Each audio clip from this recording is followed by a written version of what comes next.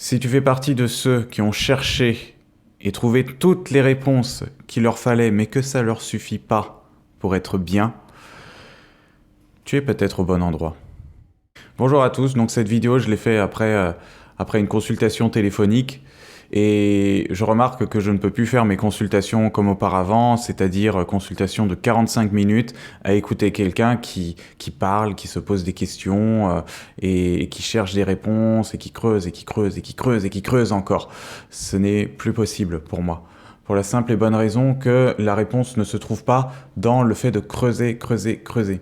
Alors, d'où ça vient le fait de réfléchir pour aller mieux? Il y a de fortes chances, à parier, que ça vient de la psychanalyse. Donc quand la psychanalyse est apparue à la fin du 19e siècle, début du 20e siècle, ça a été révolutionnaire. Parce que dans ces époques-là, les gens n'avaient pas forcément le réflexe d'exprimer leurs émotions. C'était même plutôt vu comme impoli de mettre ça sous le nez de l'autre. C'est-à-dire que les temps étaient durs, donc il fallait être dur.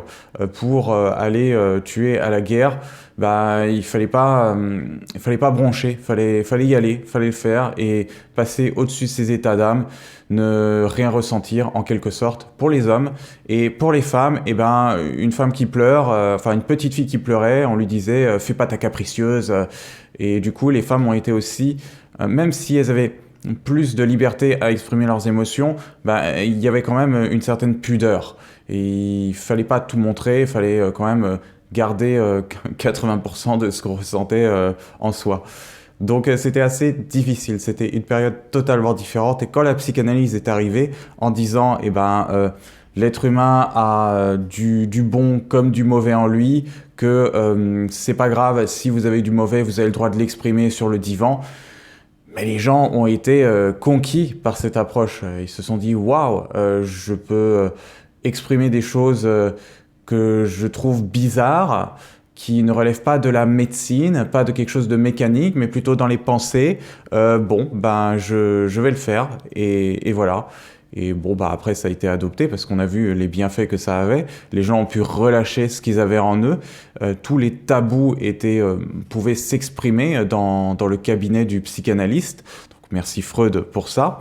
Et la psychanalyse a donc été une mode pendant plusieurs décennies. C'est-à-dire, on entendait beaucoup parler pendant les années 50, 60. Il y a plein de psychanalystes professionnels qui ont repris cette pratique et on ne comptait plus les psychiatres psychanalystes qui étaient même dans les hôpitaux. Donc c'est pour vous dire, alors qu'il y a eu un revirement où dans les années 80 et les années 90, on a dit que la psychanalyse, c'est une pseudo-science. Pseudo-science, ça veut dire qu'il n'y a pas assez d'études scientifiques pour prouver que une discipline est réellement efficace sur les personnes. Alors après, les thérapies alternatives ont connu le même procès, parce que des études scientifiques, ça prend du temps, ça va prendre de l'énergie, il y a de l'argent, c'est compliqué, et l'esprit humain n'est pas... il y a des généralités, mais ça ne peut pas être mis dans une case. C'est-à-dire que ce qui marche pour l'un ne marchera pas forcément pour l'autre. Et puis, ça dépend des jours aussi. Il y a des personnes qui sont plus à même à s'ouvrir et d'autres qui sont fermées. Donc, on ne peut pas vraiment mesurer la psychothérapie, selon moi. Bon, bref. Donc, par la psychanalyse, on a mis tout là-haut. On s'est dit que c'est de là-haut qu'on va pouvoir régler la plupart de nos problèmes. Si on n'essaye pas de comprendre ce qui se passe, forcément, on va rien régler. C'est comme un problème de mathématiques. Si on ne comprend pas l'énoncé, on va pas réussir à le résoudre. Sauf que l'esprit humain n'est pas que mathématique. Il y a aussi la part qui échappe. Cette part qui me fait rager les scientifiques, celle qu'on appelle inconscient parce qu'elle est indéfinissable, celle qu'on peut appeler source, vie, univers, Dieu, utilisez le mot que vous voulez, le destin, cette chose qui échappe à notre mental et qui pourtant a le plus d'effets, de conséquences dans notre vie, qui oriente nos choix personnels, professionnels, sentimentaux, oui, voilà, notre manière de nous sentir. Et du coup, les entretiens téléphoniques étaient faits par le mental. Sauf que, au bout d'un moment, au fil des consultations, je remarquais qu'on pouvait trouver 36 000 explications pour une seule et même chose. Donc, ne valait-il mieux pas interroger la chose en question plutôt que les 36 000 pistes que la personne m'énonçait en face? Il y a le sentiment, la sensation d'être en thérapie parce qu'on est dans un cadre et puis on donne de l'argent en échange. Mais si au bout de 5 séances, vous n'êtes pas mieux, ça ne sert à rien. On est bien d'accord, vous êtes venu pour régler un problème. Donc s'il n'est pas réglé au bout de 5 séances, en tout cas dans ma philosophie à moi, dans ma façon de travailler, ça ne sert à rien de continuer. Cette chose qu'on interroge, vous vous doutez de ce que c'est? Parce que, en effet, ça fait peur au mental. C'est ce qui lui échappe. C'est, ah tiens, il y a cette sensation qui vient face à telle situation. Qu'est-ce qui se passe? Le mental, à ce moment-là, il se met à analyser. Il se dit, ouh là là, cette sensation est là. Elle ne devrait pas être ici. Qu'est-ce qui se passe alors? Nous allons chercher à expliquer. Ça y est. Et puis nous allons mettre telle stratégie en place. Sauf qu'en général, cette stratégie, elle est de court terme. Elle marche sur le court terme. Et puis, plus on avance et moins elle marche. Plus c'est court, plus c'est court. Et au bout d'un moment, on ne peut pas faire autrement que de revenir vers nos sensations, nos émotions corporelles. Donc, c'est ça que je fais lors des séances. Je vais interroger directement ça avec la personne. Et là, je peux vous dire que ça secoue parce que la personne n'est pas habituée à observer d'abord ses sensations corporelles, à sentir quelle émotion est là. Elle a plutôt l'habitude d'être dans le mental, comme la plupart des gens. On veut tous faire ça, en fait. C'est le réflexe, le premier réflexe qu'on a. Donc, un entretien téléphonique, pour moi, sert pour les personnes qui ont du mal à comprendre un truc et qui veulent juste le comprendre. Et pour qui comprendre une chose les soulage. Voilà. Donc, ça peut suffire. Certaines personnes lisent des articles de mon blog, que ce soit S'aimer soi ou S'adopter soi pour l'adoption, et ça leur va. Et ça y est, elles se sentent libérées, très bien. Et il y en a d'autres qui ont besoin de me poser des questions. Et il y en a d'autres qui vont explorer une problématique plus profonde, c'est-à-dire de l'ordre émotionnel, celle que je vous parlais, au niveau des sensations corporelles, tout ça. Et c'est de là qu'on libère, c'est du corps, de ce qui est inconscient, qu'on va libérer la charge émotionnelle.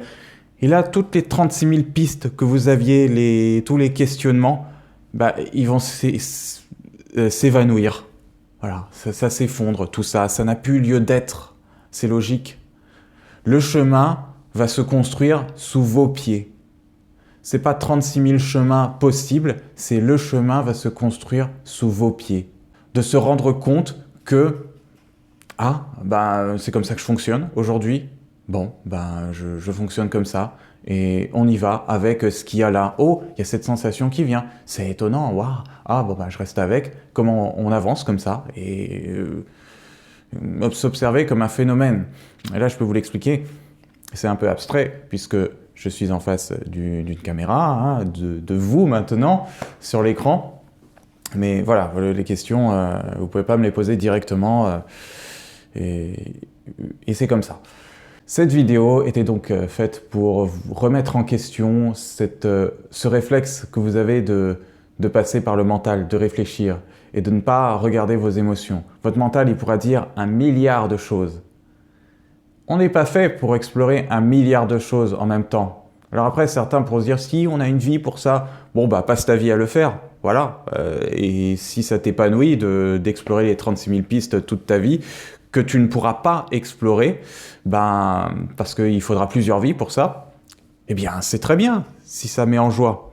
Mais la plupart des gens, je pense en tout cas que je vois, ça les épuise plus qu'autre chose. C'est la sensation d'être arrivé à un moment et puis de se rendre compte 3 jours après qu'on n'est pas arrivé, comme j'en parlais dans une vidéo.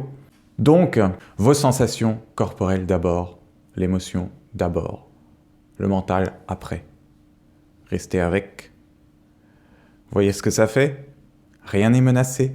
Vous n'allez pas mourir si vous observez ça. Vous serez toujours en vie. Ça me rappelle l'anecdote de Byron Katie qui, elle, a passé 10 ans en dépression. Elle avait la quarantaine et ses enfants s'occupaient d'elle et les gens commençaient à la laisser tomber parce que ils en avaient marre. Elle se plaignait tout le temps, elle était en dépression. Et un jour, elle a décidé de mourir. Sauf que, bah, pas mourir physiquement, c'est-à-dire elle s'est mise sur le lit, ah, je veux mourir, voilà, allez, emporte-moi, je vais mourir, hop. Et au bout alors là, je peux pas le dire, c'est quelques minutes, au bout de quelques heures, et ben, elle s'est rendue compte que, ah, ce que je suis ne meurt jamais. Bah oui. C'est comme si je vous demandais là, essayez de ne plus être. Ne soyez plus, essayez de ne plus être. Ah, c'est surprenant, hein? Oh, pas possible. Ben, c'est ça en fait. Rien n'est menacé. Même si vous décidez de ne plus être à ce moment-là, de faire la chose la pire finalement, ah, je veux disparaître, vous ne disparaissez pas, vous êtes toujours là. Pas physiquement, je parle que pas physiquement, et aussi intérieurement, vous sentez que vous êtes toujours là. Mais d'une manière différente. Et vous le sentez. Donc voilà, on explorera peut-être plus cette notion dans une autre vidéo, parce que sinon, ça va durer 3 heures.